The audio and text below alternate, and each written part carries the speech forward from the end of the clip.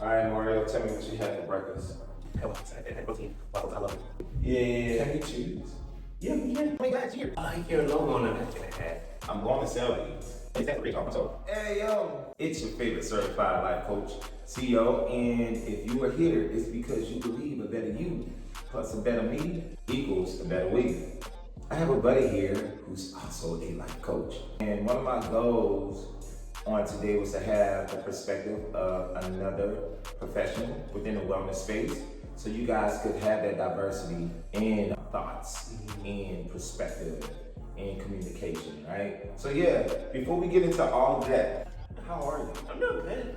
Yeah, I'm feeling good. No inflammation. Okay, right. Yeah, the older you get, the more that matters. When you think about, just taking care of yourself. Yeah. Okay. Now I'm gonna put my corporate hat on. When I used to work into the corporate space in the office, we used to do huddles. Yeah. And one of the things they do within a huddle is they would go around and they would ask everyone, like, how are you feeling on a scale of 1 to 10? You know, you say you feel good. So scale of 1 to 10, what is that? I would think mine would be a 9.5. 9.5, love that. I have this thing that I like to say, which is going from good to great. So you feel good, right? Yeah. 9.5. What could happen, one thing, and it could be something funny, that would take you from a 9.5 to a 10?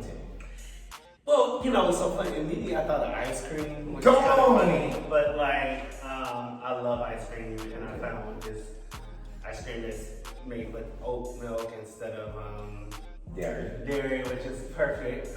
Gentle on the stomach. But I think I've been eating a little bit wild lately and trying to play tennis and everything like that. So I can't have that. But wine too.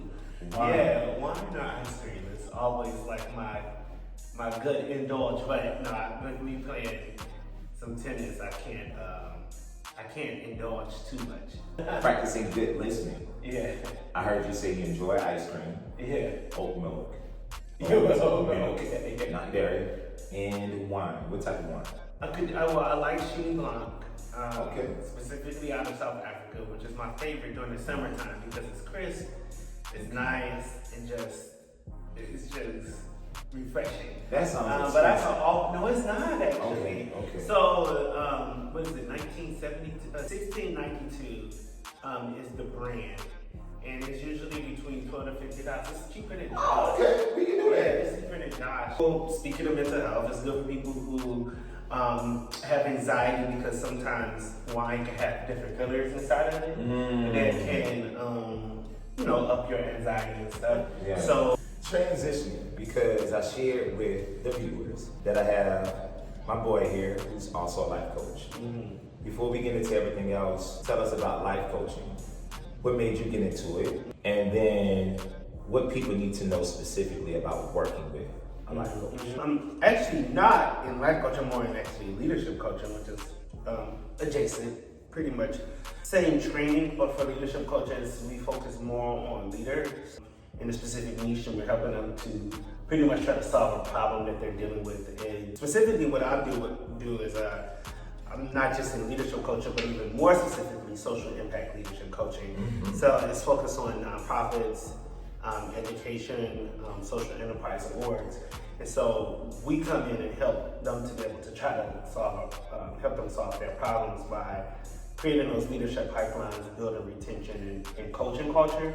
So in different sectors. So, and then I train folks to become coaches. So what got you into the space of being a leadership coach? Leadership coach, yeah. So I was in nonprofit for 8 years prior to starting this one. So I was a nonprofit leader, co-founder, emeritus. I love saying the word emeritus. Of Profound Gentlemen. So nonprofit support little educators of color around the country. An organization that's still going on to this day. I realized the lack of support that some of my peers were getting when they were leading organizations that were like ours. I think early on we had a board that was very supportive, and I think that was very helpful. But when you are the co-founder, and I started at 24 years old too, so I was very, very young. And I think we could talk about that a little bit more around like being young and being an entrepreneur full time. But having that, I had to create my own way of trying to figure out how do I develop. I never wanted to peak. I always wanted to continue to grow. So I ended up getting my own leadership coach, and that leadership coach helped me to realize that I should become a leadership coach. And it was a white lady who, she was a painter, and she reminded me of a female version of Bob Ross. and seriously though, and like she would wear these white collar shirts, and I love talking to her. And it helped so much in my development. And she helped me to find scholarships to be able to become a leadership coach myself. And so then I ended up doing that, and then I became a facilitator after that. So leadership coach, you specified and clarified early on, it is different from life coaching. A little bit different from life coaching, yeah. Tell us more about that part. The base is the same in terms of like the questions that we ask, but I think with life coaching, I think leadership, there's two different tools that you need to gather. So with leadership coaching, it's more about like the tools of what does it mean to be like a good leader, which I think the intersection between leadership and life coaching is relationship building. I think both of them, the biggest tools that we probably both use is going to be relationship building. So life coaches focus more on those aspects of like whole life, whereas leadership coaches, we focus more on like building them up as leaders. We need life coaches for sure. And then listening to you, and you shared about how you got here, you shared how it was through the vehicle of being a young entrepreneur. And then also you had your mentor, who was a leadership coach, and then she inspired you and motivated you to become one as well. You got your scholarship to get your credentials, right? And now you are a leadership coach, and you get to train new coaches. I'm a leadership coach and facilitator, Yeah. Now, it's funny because talking about your journey and how you got here and how you got scholarships to get your credentials, we know right now what's going on. A lot of talk about credentials and whether or not they're necessary. If someone is interested in working with a leadership coach or a life coach, how should they go about verifying credentials? Is there any thought you can add or share about that? I actually love that coaching is a non-regulated profession. And the reason why I love that is that it brings in creativity. It allows folks to actually be able to come up with new concepts and ideas to help to support individuals. And so I always say that I'm not even though I am in the business of providing credentials for folks in leadership coaching, I think what has made the profession what it is the fact that it is non-regulated. And it will be super hard to regulate it, actually, because there's so many different types of coaches. I mean, you even have to then include sports coaching, because there is a parallel with that as well. So it's hard. I think when people are looking for a coach, this is the thing that I think that's really good about. There's two things that I think is really good about people who do go on and get certified. One is the fact that they are held accountable. So anybody who goes through a certified program, they abide by a governing set of ethics and competencies. So those ethics and competencies, when they complete the program, is something that they're committed to even after they leave. Yes. So that protects both the coach and the coachee.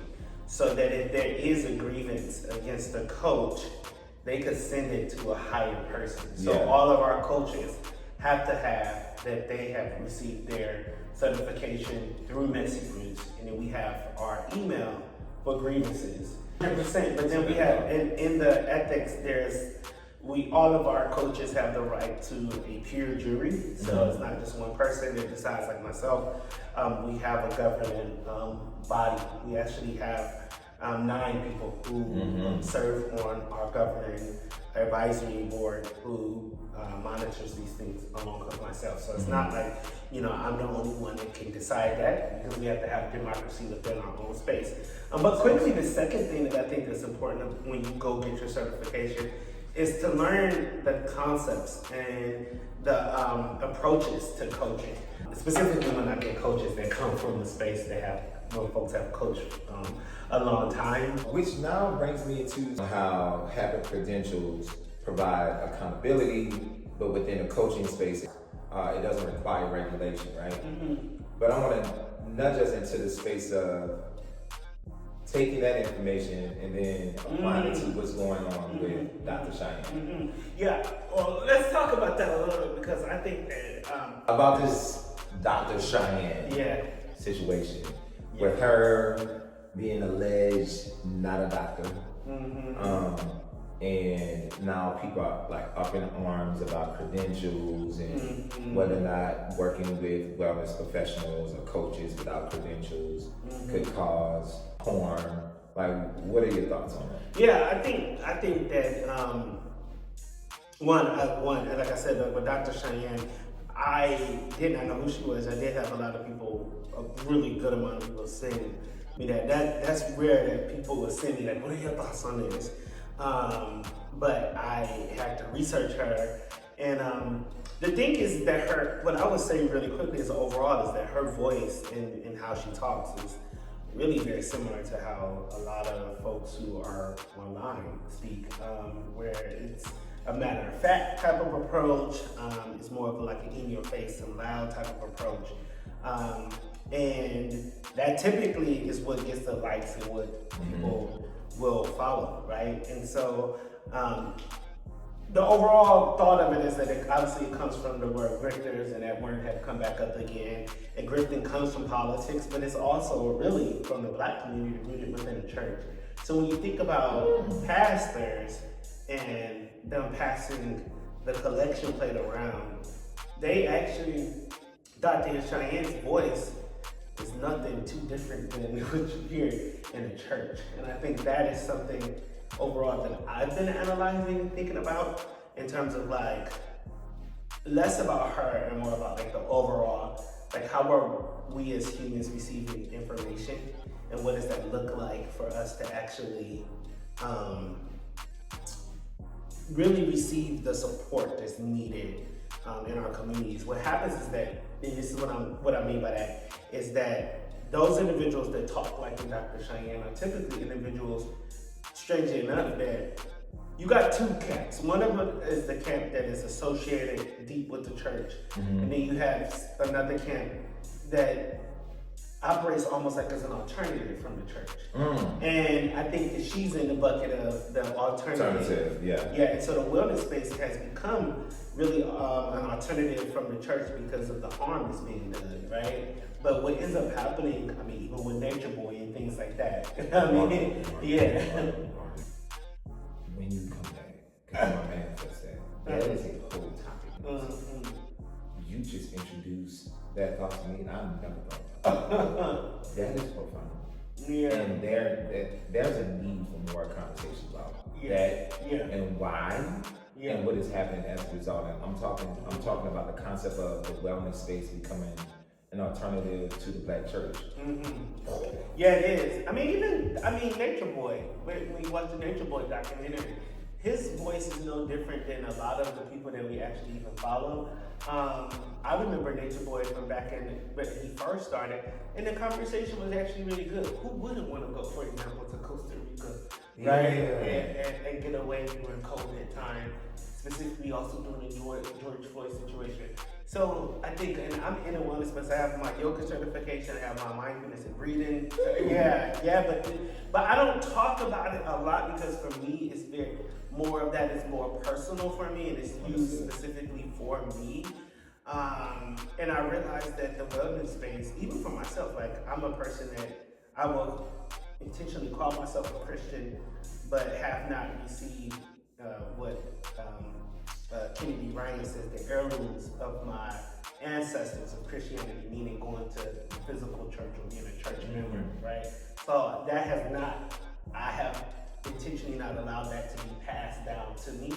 And I have figured out what church means for me. And originally, I went to the wellness space because I loved it, right? But unfortunately, the wellness space has become what we have escaped